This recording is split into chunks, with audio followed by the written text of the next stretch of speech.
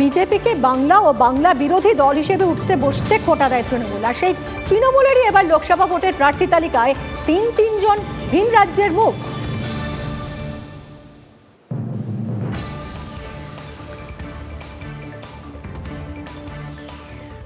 মোদি না দিদি বলুন, বাংলার ভূমিপুত্র না বহিরাগত বাংলা বিরোধী? বাংলার স্বার্থে লড়াই করবেন?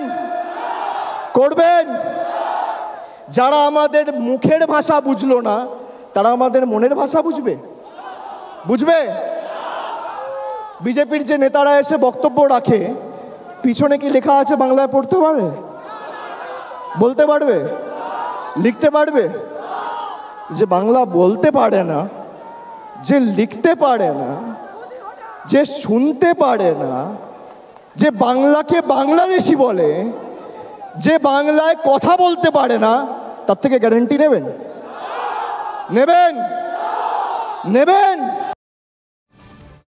পবন সিং এর নাম আসার পরে বিহারি বহিরাগত বলে ঝড় তুলেছিলেন যারা, তাতে পবন সিং নিজের নাম উইথড্র করে নিয়েছে। তা আজকে শত্রুঘ্ন সিনহা, কীর্তি আজাদ এবং ইউসুফ পাঠান এরা কোন কালে বাঙালি হলো, এইটা তোলামূলকে আমি জানতে চাইছি। তৃণমূল কংগ্রেস যখন তৈরি হয়েছিল বলেছিল নিচুতলা থেকে কর্মীদেরকে নেতা বানাবে। তারপর এখানকার আইএএস, আইপিএস, নায়ক, নায়িকা, গায়ক, গায়িকা সব কোটা পূরণ হয়ে গেছে। এবার তখন পাড়ি দিয়েছেন তিনি অন্য জায়গা থেকে। ভবিষ্যতে হলিউড থেকে নিয়ে আসবেন, আপাতত ধারে কাছ থেকে নিয়ে আসছেন। কিন্তু এটুকু বলতে পারি, সে এখানকার মানুষকে বলেছিলেন বিধানসভা নির্বাচনে বাংলার মেয়েকে চায়, আর তৃণমূল বাংলার ছেলেকে চায় না, এটা বোঝা গেল। এখানকার ছেলেরা সব পরিযায়ী শ্রমিক হবে, অন্য রাজ্যে গিয়ে কাজ করবে, আর অন্য রাজ্য থেকে বিজেপির কাছ থেকে নিয়ে এসে এখানে এমপি করবেন।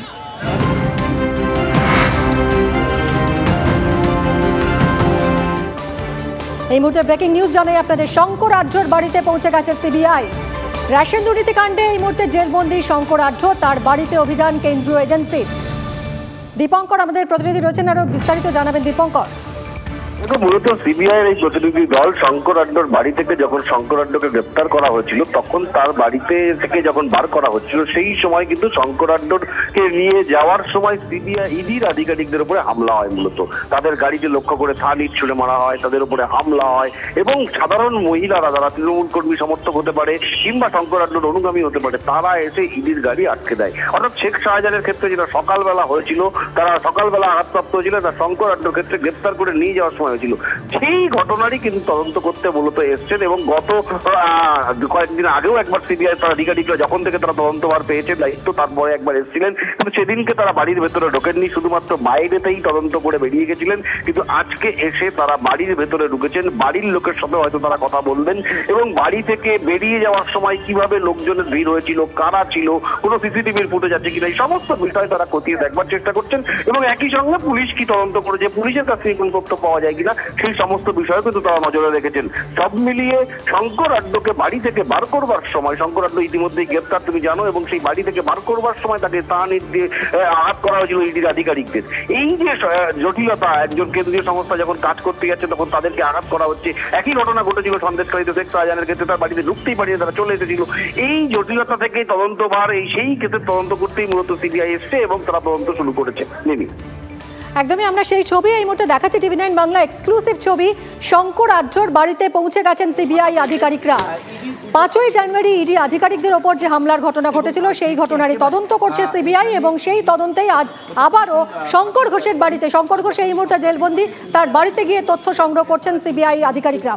সুপ্রিয় গুহ আমাদের প্রতিনিধি সরাসরি রয়েছেন এই মুহূর্তে। সুপ্রিয়, কি খবর পাচ্ছ? দেখো, সন্দেশখালীতে শেখ শাহজাহানের বাড়িতে পৌঁছে গেছিল এর আগে সিবিআই তদন্তভার হাতে নেওয়ার পরে আমরা দেখেছিলাম। এবার পৌঁছে গেল বনগাঁতে শঙ্কর আঢ্যর বাড়িতে।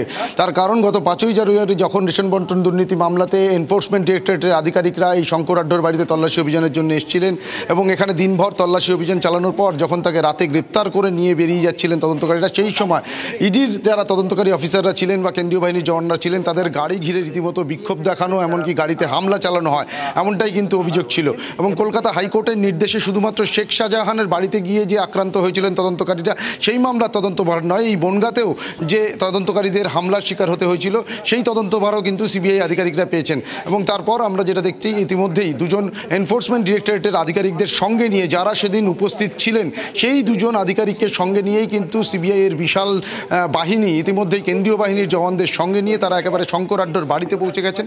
দেখতেই পাচ্ছ বাড়ির সামনের ঠিক যে জায়গা রয়েছে মেন গেট থেকে ঢোকার পরেই, সেখানেই কিন্তু এই মুহূর্তে তারা দাঁড়িয়ে রয়েছেন। তাদের সঙ্গে রয়েছে ফরেন্সিক এক্সপার্ট, সিএফএসএল-এর যারা এক্সপার্টরা রয়েছেন তাদেরকে সঙ্গে নিয়ে মূলত তদন্তকারীরা যে বিষয়গুলো দেখবেন, যে কোন পরিস্থিতিতে কোন প্রেক্ষাপটে সেদিন হামলার ঘটনা ঘটেছিল বা কত লোক জমায়েত হয়েছিল, কোথায় কাদের কি অবস্থান ছিল এবং কারা তাদের উপরে চড়াও হয়ে হামলার চেষ্টা করেছিলেন, এই সমস্ত বিষয় কিন্তু একেবারে পুঙ্খানুপুঙ্খ তথ্য প্রমাণ হিসেবে তারা। তোমার থেকে আরো আপডেট আমরা নিতে থাকবো। এই মুহূর্তে শঙ্কর আঢ্যর বাড়িতে পৌঁছে গেছে সিবিআই টিম।